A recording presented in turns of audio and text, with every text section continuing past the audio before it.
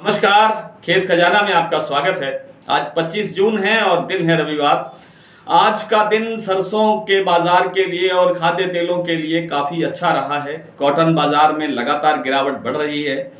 इन दोनों विषयों पर विस्तार से चर्चा करें, इसके साथ आपको एक आधी खबर भी अच्छी देंगे और आपसे निवेदन कि आप इस चैनल को सब्सक्राइब कर लीजिए और सब्सक्राइब करने के साथ साथ बेल आइकॉन की घंटी जरूर दबाइए ताकि वीडियो अपलोड होते ही सबसे पहले आप तक पहुंचे।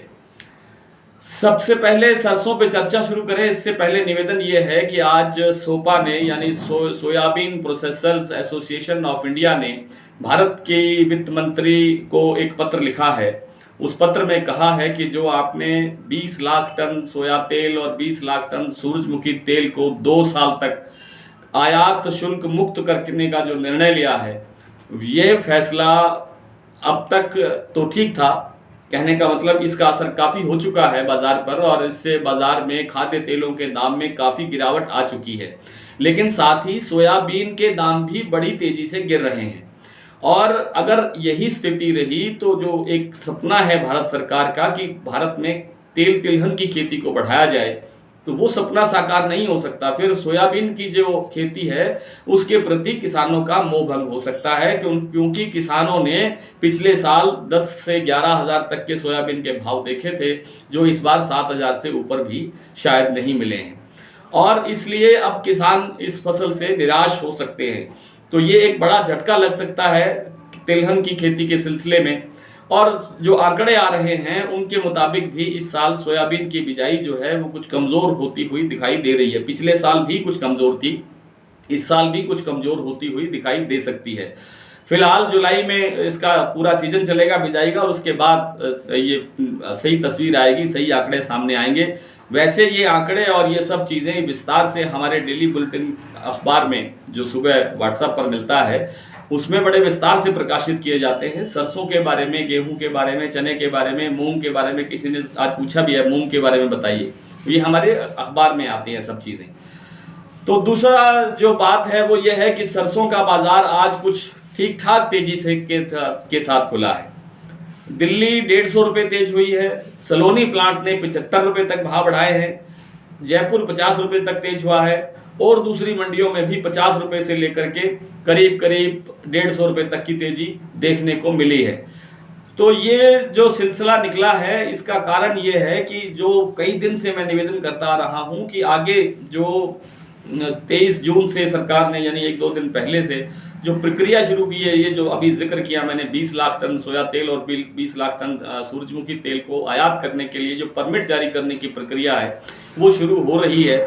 उस प्रक्रिया के तहत दबाव काफ़ी आ सकता था, खाद्य तेलों पर आ चुका है। लेकिन ये जो तेल आएगा आयात होने वाला, ये 15 अगस्त से पहले संभावित नहीं है यहाँ भारत में पहुँचना।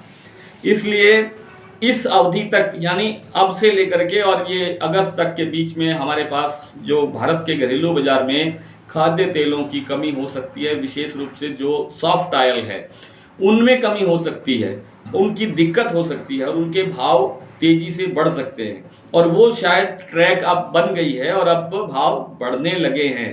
कल से ही काफ़ी सुधार सोया तेल में, दूसरे खाद्य तेलों में और सरसों तेल के अंदर भी बनने लगा है।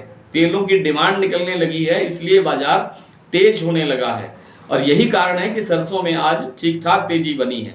सरसों में वैसे भी आगे आगे किल्लत बनी रहेगी। मैं कई बार निवेदन कर चुका हूं कि सरसों की आधी से ज़्यादा फसल की हम खपत कर चुके हैं।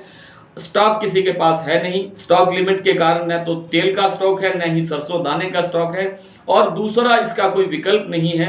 अभी भी ये तेल काफ़ी सस्ता बना हुआ है और ये सस्ता होने के कारण इसकी खपत बढ़नी ही बढ़नी है। वैसे भी जो लोग सरसों का तेल खाना पसंद करते हैं वे 2, 4, 5, 10 रुपये अगर तेल महंगा भी हो जाएगा तो भी इसका विकल्प नहीं तलाश करेंगे। दूसरी बात यह है कि सरसों का तेल केवल और केवल घरों में खाया जाता है, उद्योगों में नहीं, होटल इंडस्ट्री में नहीं। होटल इंडस्ट्री में खाया जाता है पाम तेल, इसलिए पाम तेल का और सरसों के तेल का वैसे भी कोई तालमेल नहीं है।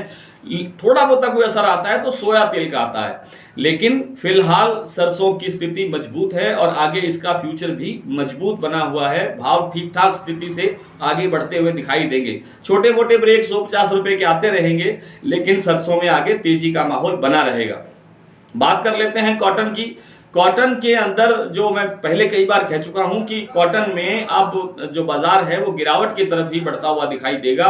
हालांकि कुछ मंडियों के अंदर जैसे गुजरात में बाजार 2300 रुपये प्रति 20 किलो होने के बाद एक बार फिर से 2400 रुपये 20 किलो पर आ गए हैं, लेकिन ये भी स्टेबल रहने की संभावना नहीं है, क्योंकि आगे आगे बिजाई के आंकड़े बढ़ते जा रहे हैं और बिजाई अच्छी होने का दबाव बाजार पर बना हुआ है। इसी कारण से नरमा कपास के अंदर अब और तेजी की संभावना नहीं है। जुलाई के अंदर भी कोई, मुझे नहीं लगता है कि कोई चमत्कार हो जाएगा और भाव 14 साढ़े 14 हजार रुपए के आ सकते हैं, ऐसा संभव मुझे नहीं लगता है। होने को ईश्वर है, कुछ भी कर सकता है। आइए कुछ मंडियों के भाव देख लेते हैं। भरतपुर आज 6500 रुपये पर खुला था, कल से 50 रुपये तेज खुला, लेकिन थोड़ी देर बाद में 25 रुपये तेज बाजार और तेज हो गया। 6525 रुपये का भाव इस समय बताया जा रहा है। जयपुर 6975 पर है, 7000 से थोड़ा डाउन ही चल रहा है अभी, लेकिन ठीक होने की संभावना है।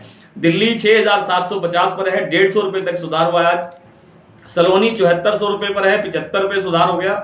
एलनाबाद 6375, नागौर 6550, सिरसा 6312, बठिंडा 6660, आदमपुर 6522, सिवानी 6025, गोलूवाला 6180, संगरिया 6310, गंगानगर 6341, खेरली मंडी 6625, सुमेरपुर 6880, 90। एलनाबाद में आज नरमा बिका है 9300 रुपये, सिरसा में 9800 रुपये, आदमपुर में 10100 रुपये। कल आपसे फिर इसी तरह से मुलाकात होगी, तब तक के लिए नमस्कार।